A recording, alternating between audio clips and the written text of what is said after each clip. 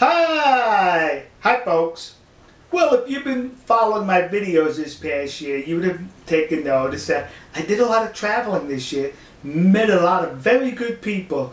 I'd like to review some of those travels with you. Please enjoy.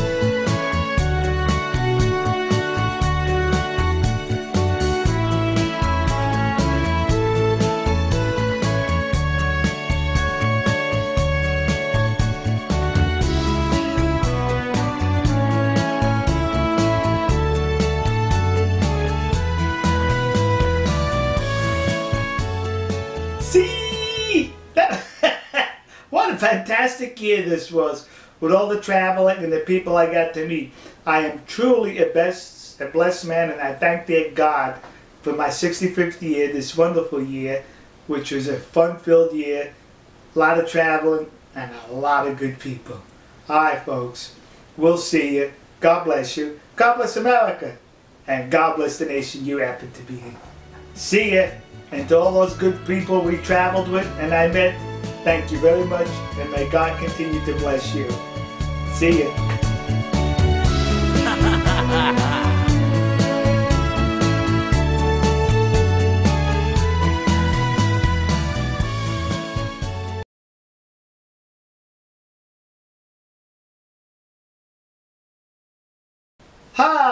Hi folks. Recently, a newspaper in South Korea issued an editorial, and the title of the editorial was, in reference to South Korea, that it's a country of lies. Yeah, the newspaper wrote in that editorial that South Korea is nothing but a bunch of lies. Yeah, now, listen to me. I did not say that. That newspaper wrote it. I'm only repeating to you what the newspaper wrote, that South Korea is a country of lies.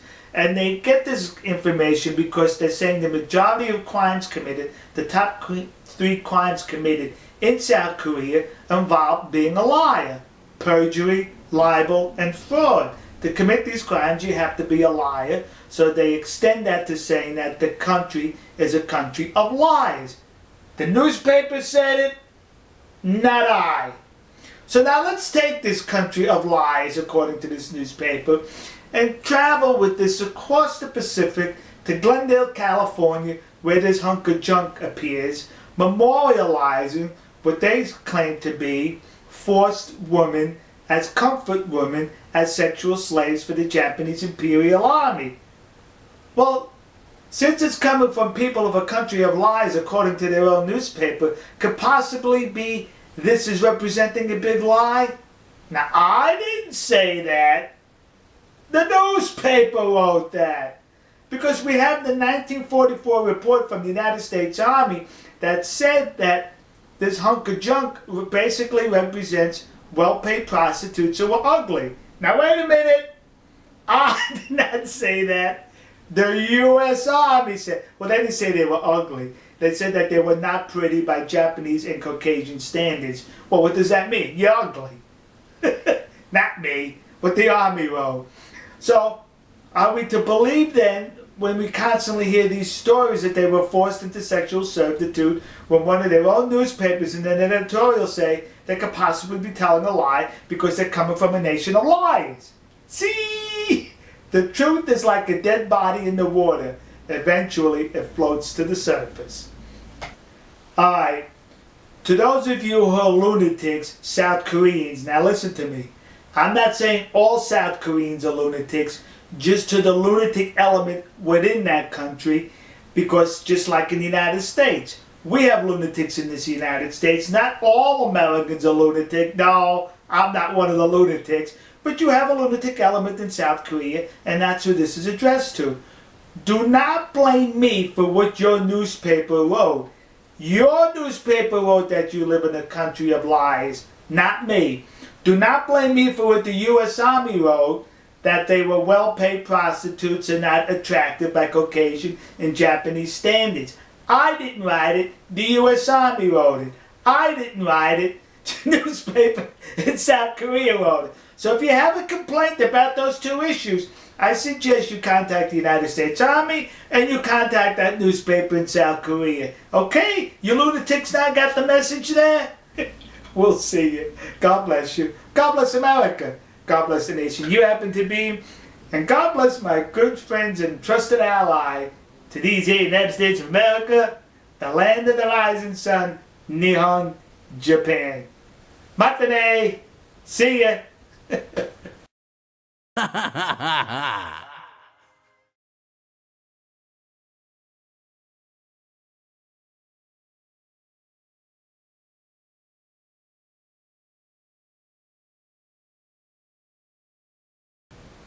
Hi folks. Today I would like to talk to you about one of my favorite subjects. That's it, one of my favorite subjects. The clowns of the floating circus, that cult group, Sea Shepherd. You see, recently when I was in the Faroe Islands, I was advised by members of the parliament that because of Sea Shepherd's behavior there, they have to enact new laws to prevent such activity in the future. And they said to me, we never had this activity, so we did not need the laws. But Sea Shepherd now has created the necessity in the Faroe Islands to create such laws. Now, Sea Shepherd's activity in the Faroe Islands, did they save any whales? No. But they got suckers to part with their money. And they now have new laws enacted, or going to be enacted, to prevent their activities in the future. So nothing positive was accomplished per their standpoint, Sea Shepherd's standpoint. And then the same thing is happening in Japan. Sea Shepherd every year sends minions into Taiji, Japan to document for the world what takes place with the dolphins there. They do nothing to prevent what they say should not be taking place because they say they're documenting. What they do is they harass the local people there, and it's caught the eye of the Japanese government, in which now the Japanese government is thinking about possibly passing laws to prevent their future activities. So we have the Faroe Islands passing laws to prevent their activities, and we have Japan passing laws to prevent their future activities. No whales have been saved in Faroe Islands. No dolphins have been saved in Taiji. Laws have been passed because of Sea Shepherd, and suckers parted with their money because of Sea Shepherd. Additionally, Sea Shepherd this year in Japan, 10 of their minions were banned from entering the country. They paid money to fly into Japan, and then they had to pay their money to fly out of Japan because they were refused entry. The government is saying that they are not tourists, but they masquerade as tourists, so we cannot allow that, and that's why they don't allow them in the country. Sea Shepherd's also been accused of disclosing the private lives of people in Taiji. You see, folks, what Sea Shepherd does, they live stream from Taiji, they take photographs and videos and expose who these fishermen are in Taiji. In Japan, when you're out in public, you do enjoy an expectation of privacy. It's not like here in the United States when we go out in public, we know we don't have privacy out in public, and it's accepted. Well, in Japan it's accepted. You enjoy privacy in your home, out of your home, and you should not violate it like Sea Shepherd's been doing. What Sea Shepherd did at one point was they followed the daughter of one of the fishermen, telling the daughter, "Your father is killing dolphins!" Now, is that nice to tell a child that? That's Sea Shepherd. And that's why laws are going to be enacted to prevent this cult group from further harassing the good people of Japan. Another thing that was noted by the government was Sea Shepherd's minions on the Prime Minister's Facebook page leaving ugly comments and harassing the government officials in Japan. So those people who leave those ugly comments say, "Yeah, I left the comment and we're accomplishing something." You sure did. More laws being enacted. And instead of leaving the ugly comments on the Facebook page, why don't you donate more money to Sea Shepherd? Please continue to donate to Sea Shepherd because it provides me material for these videos. See, we all win, folks. And I know a lot of people in Japan are probably saying right now, "So the snake." We're saying that here also.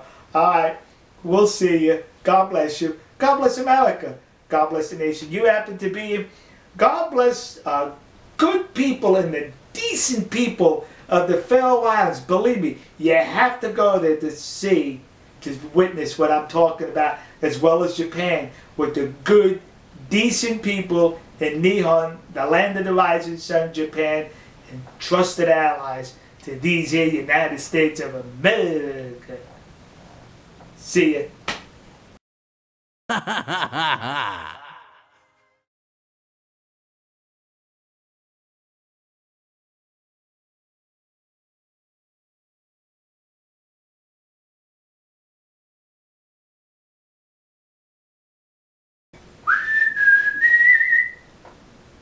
Oh, hi folks. I'm was just about to enjoy some chicken. But before I do that, let me tell you about some chicken recently that was sold in Japan through McDonald's Japan. That's it, kids. We all know McDonald's all over the world with the golden arches. It was discovered that McDonald's Japan sold chicken that was imported from China. The processing plant was in China, and it was revealed that some of that chicken was sold past the expiration date in China. That's it. Tainted food, once again, coming out of the Middle Kingdom. Well, the consumers in Japan became concerned, and they said to McDonald's, forget you. And the sales of McDonald's plummeted. That's it. They actually went into the red, went below. So, to combat this, McDonald's Japan said, no more chicken from China. And on their website, they list the source of all their foods, where nations it comes from. And when you look on there, they're now getting the chicken from Thailand, not from tainted processing plants in China. But they still didn't learn their lesson. Because when you look at it, you'll see there are apples come from China that are being sold and used in McDonald's Japan. Hey, McDonald's Japan, did you not learn your lesson? You get... You know, the Chinese have a saying, you lie down with dogs, you wake up with fleas. You buy food from China, you wake up with fleas. And the fleas are tainted too, kids. Here in the United States, I looked at McDonald's USA's website to see if they had a listing of their sources, the nations, and they did not. So I sent a letter, an email to McDonald's USA, and they replied, and they state in their email rather emphatically that no chicken or beef sold in the United States through McDonald's comes from China. See, that's all I needed to know. So maybe the next time I feel like having chicken, I'll stop at McDonald's USA and have some chicken McNuggets. All right, folks. We'll see you. God bless you. God bless America. And God bless the nation you happen to be in. See ya.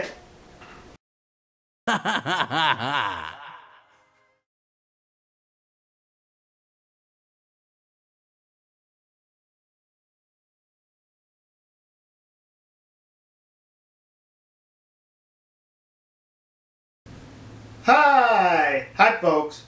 A good friend of mine in Tokyo, Japan, Mr. Nishimura, recently on his Facebook page, he posted some candies, similar to this candy. And the candy, I think it's a mint, which has a red circle in the middle and red rays coming out from it. And he was questioning basically, the Nazi flag! How come there's no complaints about this resembling the Nazi flag? You see, because a lot of, well, I shouldn't say a lot of, but there was a group of lunatic Koreans in South Korea and in the United States, whenever they see anything that resembles the rising sun flag of the Japanese Navy, it's a Nazi flag! Get rid of it! Be in touch with history, will you? Yeah! So how come they're not saying this is a Nazi flag and complain to the manufacturer? Well, some of you are probably saying, hey, Tony, you and Mr. Nishimura, you're exaggerating, you're taking a reach on this issue. Cut it out! No, not really. Taking a reach? Let me show you this photograph that I once posted on Facebook, and I titled it, The Rising Sun in Texas. Well, apparently some people did not like God's work. They accused God of being a Nazi because they said, that's the Nazi flag it represents. Get rid of it. And the people on Facebook, they obliged their lackeys and they took them down. Yeah! They were offended by God's work. Hallelujah. He must be a Nazi to have a rising sun like that.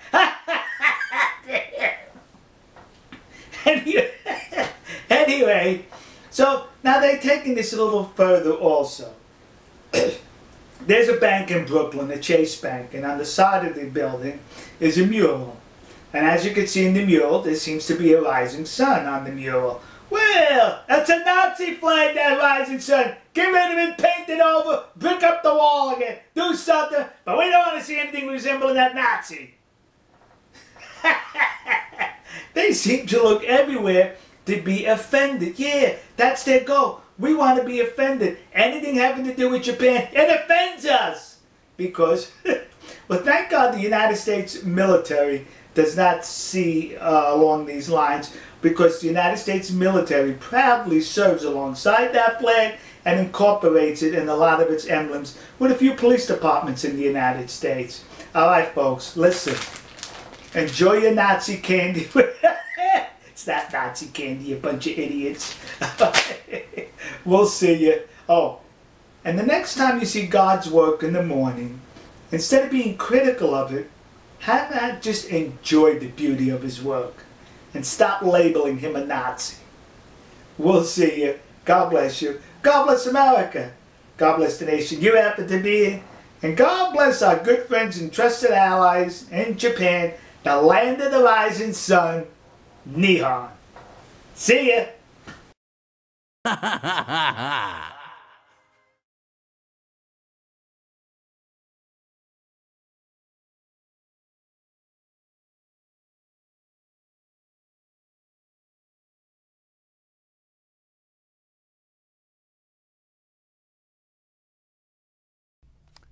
President Park, I speak today as a friend and admirer of South Korea, an economist who's written extensively about your country's remarkable transformation from a desperately poor agrarian economy to one of the world's most economically advanced nations. Korea is the single greatest economic success story of the last half-century. But Korea today faces new challenges, which will influence whether in the coming decade your country continues to prosper. To begin, Madam President, press freedom, a hallmark of all true democracies, is under assault. The recent indictment of Tatsuya Kato for defamation is an example of a disturbing trend of harassment of foreign correspondents inside Korea. The United Nations, as you know, has also launched a formal investigation into discrimination against non-Koreans in your country. Beyond the offense to human rights, such attacks on the free press can only discourage flows of foreign direct investment into Korea. An even larger stumbling block for Korea's continued prosperity is its unresolved relationship with Japan, the region's largest free economy and democracy.